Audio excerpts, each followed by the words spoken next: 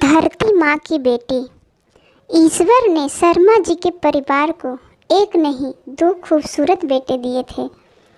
दोनों भाई करण अर्जुन की तरह थे।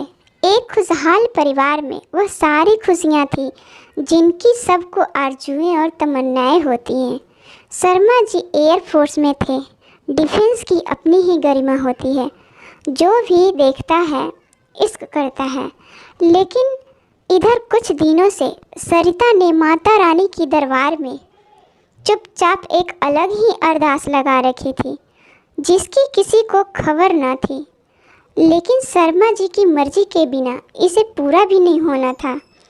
सरिता, तुम्हारा दिमाग खराब हो गया है। लोग तो लड़कों की मिन्नतें करते हैं, दर दर अपना माथा टेकते हैं। अब ईश्वर ने तुम्हें 2 बेटे दे दिए हैं तो तुम्हें बेटी चाहिए। हाँ, मुझे एक बेटी चाहिए, बिल्कुल मेरे जैसी काया, मेरी छवि, मेरे मरने के बाद जिसे देखकर सबको मेरी याद ताज़ा हो जाए। अब ये भी कैसी जिद है, और कोई ज़रूरी भी तो नहीं कि बेटी ही हो। अगर बेटा हो गया तो नहीं। जिस तरह ईश्वर ने हमें बिन मांगे 2 बेटे दिए तो फिर वही मांगने पर बेटी क्यों नहीं देगा। मुझे तो पूरा विश्वास है बेटी ही होगी। देखना, उसे बिल्कुल अपने जैसा बल्कि मुझसे भी अधिक निपुण बनाऊंगी। घर गृहस्थी में आखिर जो मैंने अपनी माँ से सीखा है उसे भी तो किसी को विरासत में देना है। शर्मा जी को भी बेटी की कल्पना ने रोमांचित कर दिया। उनके कानों में बाहर बगिया में रखे पानी के कटोरे पर बैठी गोरैया की चीहू चीहू की आवाज़ बड़ी मधुर सी लगी। इधर सरिता को एक नन्हे मेहमान की आमद का एहसास हो रहा था। लेकिन देखते ही देखते देश पर युद्ध के बादल मंडराने लगे। युद्ध की शुरुआत हो गई। जब शर्मा जी फ्लाइट पर होते तो उसका दिल ज़ोर ज़ोर से धड़कने लगता। रोज़ रात को तोपों और फाइटर प्लेनों की आवाज़ से नींद खुल जाती। पूरा देश एक अजीब से संकट से जूझ रहा था। शर्मा जी के घर आते ही अपने साथी फौजियों की वीरता और बलिदान के किस्से उनकी जुबान पर होते।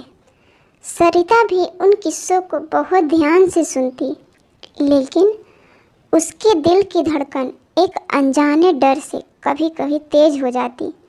सरिता का खूबसूरत सा एहसास जब विश्वास में बदल गया, जब डॉक्टर ने उसे होश आने पर बताया कि तुम एक बहुत ही सुंदर सी बेटी की माँ बन गई हो।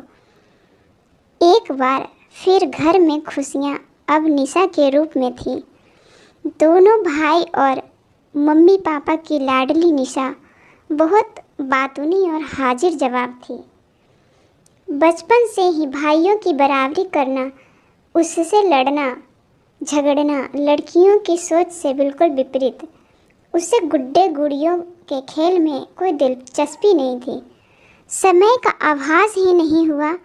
अब निशा हायर सेकेंडरी में थी। इस बार सेना दिवस पर करतब दिखाते हवाई जहाज़ों ने उसे रोमांचित कर दिया था। घर आकर पापा से जिद कर बैठी, पापा मैं भी फोर्स में ज्वाइन करूँगी, पायलट बनूँगी। इससे पहले शर्मा जी कुछ कहते, सरिता बीच में ही बोल पड़ी, नहीं बेटी, हम औरतें हैं, औरत ही हमारा धर्म है। देखो घर गृहस्थी में के कितने काम पड़े हैं, मैं तुम्हें सब सिखा दूँगी। तुम अपनी पढ़ाई भी जारी रखना, बीए कर लो या जो तुम्हें अच्छा लगे वो कर लो। लेकिन बेटी फौज में जाना हमारे लिए ठीक नहीं है। अरे मम्मी, आप किस ज़माने की बात कर रही हो? अब लड़के और लड़कियों के बीच केवल लिंग भेद बाकी है, कोई फ़र्क नहीं। लड़कियां भी वे सारे काम कर सकती है जो लड़के करते हैं। केवल जेंडर के आधार पर उनमें भेद नहीं किया जा सकता। आप तो जानती हो, हर लड़की की तरह पापा मेरे भी आदर्श हैं, फिर मैं उनके जैसा काम क्यों नहीं कर सकती। शर्मा जी ने भी माँ बेटी की तकरार के बीच में कुछ बोलना उचित नहीं समझा।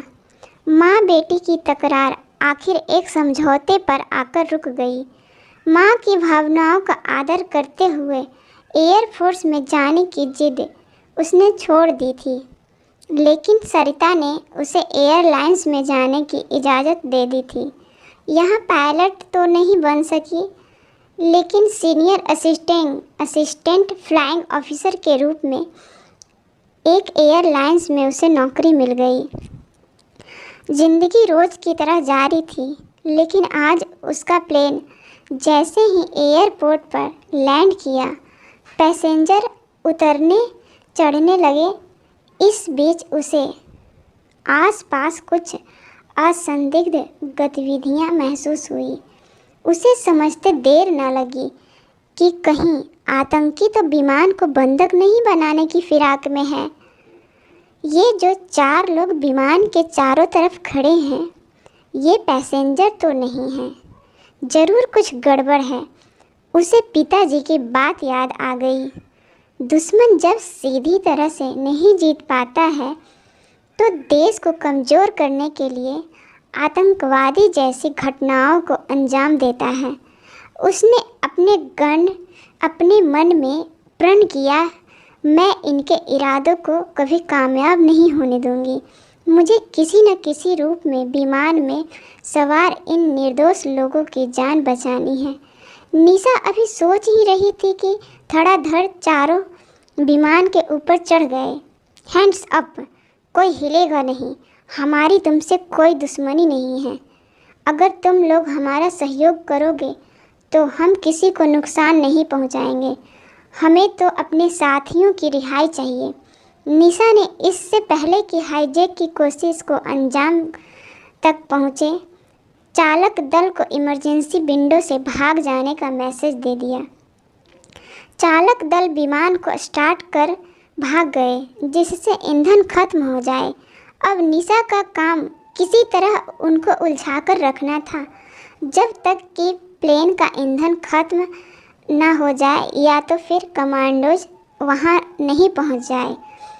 हुआ भी यही। इस जवाब बेटी ने वीरता और बलिदान के तमाम किस्से माँ के पेट में ही पिताजी से सुन रखे थे। आज वक्त आया था उनका अनुसरण करने का। यहाँ वीरता का मतलब सीधे तौर पे लड़ना नहीं, बल्कि बिना होश गंवाए धैर्य से अंतिम सांस तक हौसला रखना था। उसका एकमात्र उद्देश्य सारे यात्रियों की जान बचाना था।